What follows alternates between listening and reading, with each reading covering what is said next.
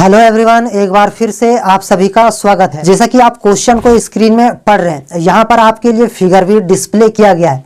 यहाँ पे क्वेश्चन में ये बोला गया है कि ए बी सी डी एक क्वाड्रिलेटरल है जिसमें ए बी स्मॉलेस्ट साइड है और डी सी लॉन्गेस्ट साइड है।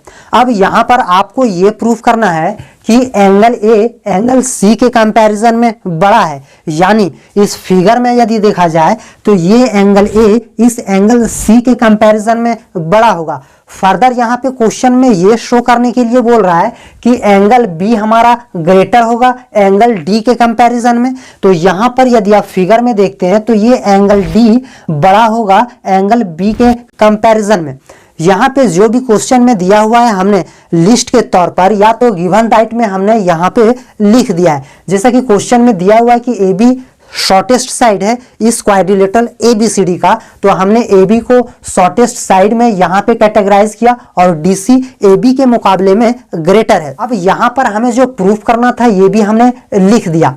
अब यहाँ पर आपको ध्यान देना है, यहाँ पे इस क्वेश्चन को प्रूफ करने के लिए मैं सबसे पहले यहाँ पे कंस्ट्रक्शन करता हूँ ए सी। हमने ए और सी को ऐसे ज्वाइन कर दिया। अब आपने जिस चीज को यहाँ पे कंस्ट्रक्शन किया यहाँ पर आपको लिखने की आवश्यकता है। हमने ये कंस्ट्रक्शन किया कि हमने ए और सी को ज्वाइन किया, तो आपको लिखना है ज्वाइन साइड ए सी। इस चीज को हमने कंस्ट्रक्शन किया।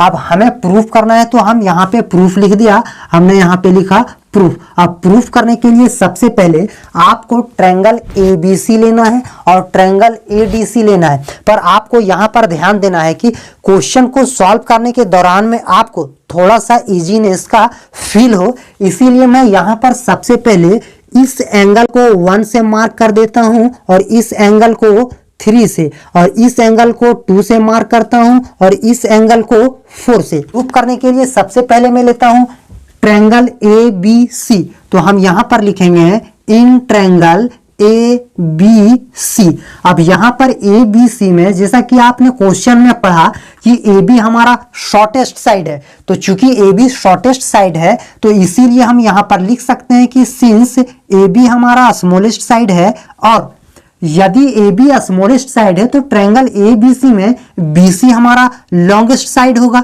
तो हमने बी सी को लॉन्गेस्ट साइड में यहां पे लिख दिया। अब इस रिलेशन को यदि आप देखते हैं तो ए बी हमारा शॉर्टेस्ट साइड है, तो इसका अपोजिट एंगल यानी कि ए बी के अपोजिट एंगल 3 छोटा एंगल होगा, तो हम यहाँ पर एंगल 3 लिखेंगे। और बी सी अगर लार्जर साइड है तो बी सी का अपोजिट एंगल एंगल 1 हमारा लार्जर होगा। यहां पर आपको रीजन लिखना है कि side opposite to larger angle is longer. कहने का मतलब कोई भी एंगल बड़ा है उसका अपोजिट साइड हमारा बड़ा होगा। इसे आप इक्वेशन 1 से भी डिनोट कर सकते हैं। फर्दर यहां पर हमने एंड लिखा और हमने ले लिया इन triangle A D C.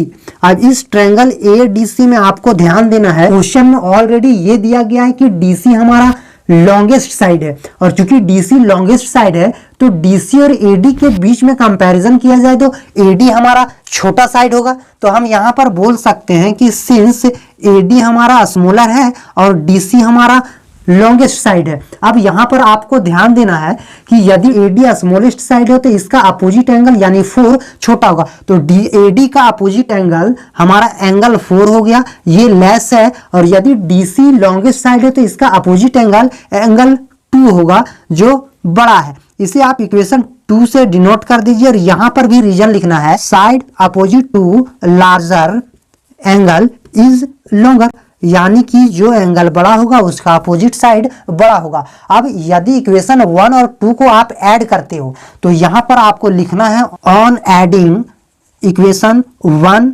And 2। अब इक्वेशन 1 हमारा दिया हुआ है एंगल 3, ये हमारा लेस है एंगल 1 से, ये इक्वेशन 1 हुआ। इक्वेशन 2 दिया हुआ है एंगल 4, ये लेस है एंगल 2 से। यदि इन दोनों इक्वेशन को ऐड करते हैं तो ऐड करने पर हमें क्या मिलता है, 3 और 4 को ऐड करोगे तो यहां पर आपको फिगर में ध्यान देना है कि यदि आप 3 और एंगल 4 को ऐड करते हैं तो हमें इकट्ठा एंगल सी प्राप्त होता है। तो हम यहां पर लिखेंगे एंगल सी, ये as it is greater than sign को हमें इंडिकेट कर देना है और एंगल 1 और 2 को ऐड कीजिएगा। तो यहाँ पर फिगर पे थोड़ा सा ध्यान दीजिए कि एंगल 1 और 2 को ऐड करने पर इकट्ठा हमें एंगल 1 प्राप्त होता है। यदि इन दोनों के कंपैरिजन में देखा जाए तो एंगल ए एंगल सी के कंपैरिजन में बड़ा है।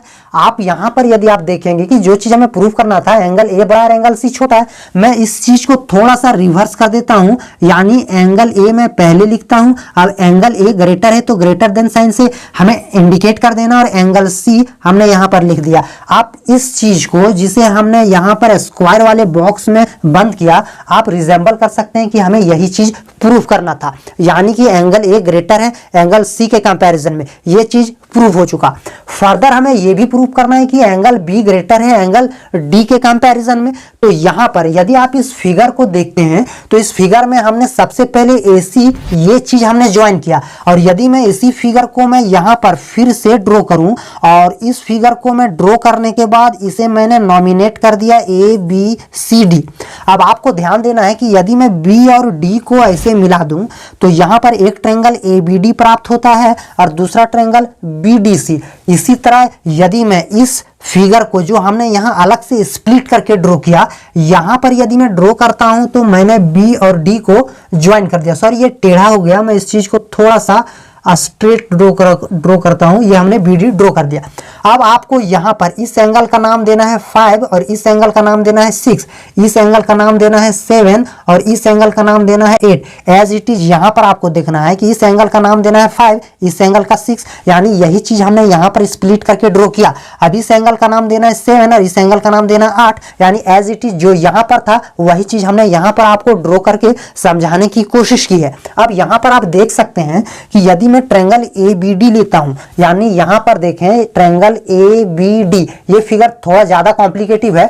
इस फिगर को ना देखकर आप यही फिगर का यदि आइडेंटिकल फिगर यहां पर देखें तो ए बी डी हम ट्रायंगल लेंगे। तो यहां पर हम लिखेंगे, इस चीज को प्रूफ करने के लिए मैं यहां से प्रूव करता हूं, यानी कि इस स्टेप को जो मैं नीचे लेके चलता, इस स्टेप को मैं यहां से लेके चलता। तो मैं सबसे पहले ले लेता हूं, हमने यहां पर लिखा अगेन, और यहां पर हम लिखेंगे सबसे पहले ट्रायंगल ए बी डी। यदि ये कॉम्प्लिकेटिव लग रहा है तो यहां पर आप देख सकते हैं हमने ट्रायंगल लिया ए बी डी, हमने यहां पर लिखा in triangle A B D. अब आप यहां पर देख सकते हैं कि ए बी डी में पहले ही क्वेश्चन में ये पुष्टि कर दिया गया है कि ए बी हमारा शॉर्टेस्ट साइड है, और यदि ए बी शॉर्टेस्ट साइड है तो ए बी और ए डी को कंपैरिजन किया जाए तो ए डी बड़ा होगा ए बी के कंपैरिजन में। तो हम यहां पर लिख सकते हैं कि चूंकि ए बी हमारा लेस है और ए डी हमारा ग्रेटर है, और यदि इस रिलेशन के हिसाब से देखा जाए तो इसीलिए हम बोल सकते हैं कि ए बी यदि स्मॉलर है और AD हमारा बड़ा है तो ये बड़ा साइड के अपोजिट एंगल यानी एंगल 5 हमारा बड़ा होगा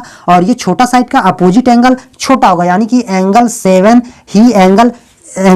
ही AB के अपोजिट में है तो ये हमारा छोटा होगा, और एंगल AD का अपोजिट एंगल एंगल 5 है, ये एंगल 5 हमारा बड़ा एंगल होगा। इसे आप इक्वेशन 3 से डिनोट कीजिए और रीजन यहां पर लिखना है side opposite to larger angle is longer. Further आप यदि इस ट्रायंगल में देखें BDC, यानी यही फिगर है BDC, इस BDC में यदि आप मुआयना करते हैं, या तो ये फिगर आपको कॉम्प्लिकेटिव लग रहा है तो यही फिगर का हमने हूबहू यहाँ पे थोड़ा साफ सुथरा बनाया ताकि आपको अच्छे से समझ में आए। यहाँ पर BDC में ध्यान दे सकते हैं कि यदि मैं ट्रायंगल लेता हूँ BDC, हमने यहाँ पर लिखा है एंड और हमने लिया इन ट्रायंगल BDC। यहां पर आप देख सकते हैं कि सर BDC में यदि पहले ही क्वेश्चन में ये बोल दिया गया है कि DC लॉन्गेस्ट साइड है तो DC और BC के बीच में यदि कंपैरिजन हो तो BC छोटा होगा और DC बड़ा होगा। तो यहां पर लिख सकते हैं कि सिंस BC हमारा स्मॉलर है तो BC स्मॉलर है और DC हमारा लार्जर यानी लॉन्गेस्ट साइड है तो हमने यहां पर DC लिखा। और इस रिलेशन के हिसाब से यदि DC लॉन्गेस्ट साइड हो तो इसका अपोजिट एंगल यानी एंगल 6 बड़ा होगा, और BC यदि शॉर्टेस्ट साइड है BDC में तो एंगल 8 हमारा छोटा होगा। तो यहां पर लिख सकते हैं एंगल 8 हमारा लेस होगा, एंगल 8 छोटा साइड के अपोजिट एंगल छोटा, तो हमने इसे ऐसे लिख दिया। इस एंगल का अपोजिट साइड DC बड़ा है तो इसका अपोजिट एंगल यानी कि एंगल 6 बड़ा होगा। इसे आप इक्वेशन 4 से डिनोट कीजिए और यहां पर भी रीजन लिखना है side opposite to larger angle is longer. इन दोनों इक्वेशन को एज इट इज जैसे हमने पहले इस चीज को जोड़ा, इन दोनों इक्वेशन 3 और 4 को ऐड करते हैं तो हमें हूबहू जो प्रूव करना था ये हमें प्राप्त हो जाएगा। तो हम यहां पर लिखेंगे ऑन एडिंग इक्वेशन 3 एंड 4। और यदि इक्वेशन 3 और 4 को हम ऐड करते हैं तो हमें क्या मिलता है, इक्वेशन 1 हमारा दिया हुआ है एंगल 7, ये हमारा लेस है एंगल 5 से, और इक्वेशन 4 दिया हुआ है एंगल 8, ये हमारा लेस है एंगल 6 से। और यदि इन दोनों इक्वेशन को ऐड करते हैं तो एंगल 7 और एंगल 8 को यदि हम ऐड करेंगे तो आप फिगर में देख सकते हैं कि सर एंगल 7 और 8 को ऐड करेंगे तो इकट्ठा एंगल डी मिलेगा, यानी ये एंगल डी मिलेगा टोटल। तो हम यहां पर लिखेंगे एंगल डी, ये हमारा लेस है एंगल हमारा 5 और 6 को ऐड करने पर क्या मिल रहा है, 5 और 6 को, यानी 5 और ये 6 को ऐड करेंगे तो हमें टोटल एक एंगल बी मिलेगा। तो यहां पर हम लिखेंगे एंगल बी, यानी कि एंगल बी ग्रेटर है और एंगल डी छोटा है। यही प्रूव करना था, एंगल बी ग्रेटर है एंगल डी छोटा है। एज इट इज यदि मैं इस तरह लिखूं तो बी को इधर कर देंगे और डी को इधर, यानी हम इस तरह लिख सकते हैं कि एंगल बी हमारा बड़ा है और एंगल डी हमारा छोटा है, यानी इस चीज को हमें प्रूव करना था। मैं उम्मीद करता हूं कि ये क्वेश्चन आपको समझ में आ चुका होगा। Thank you.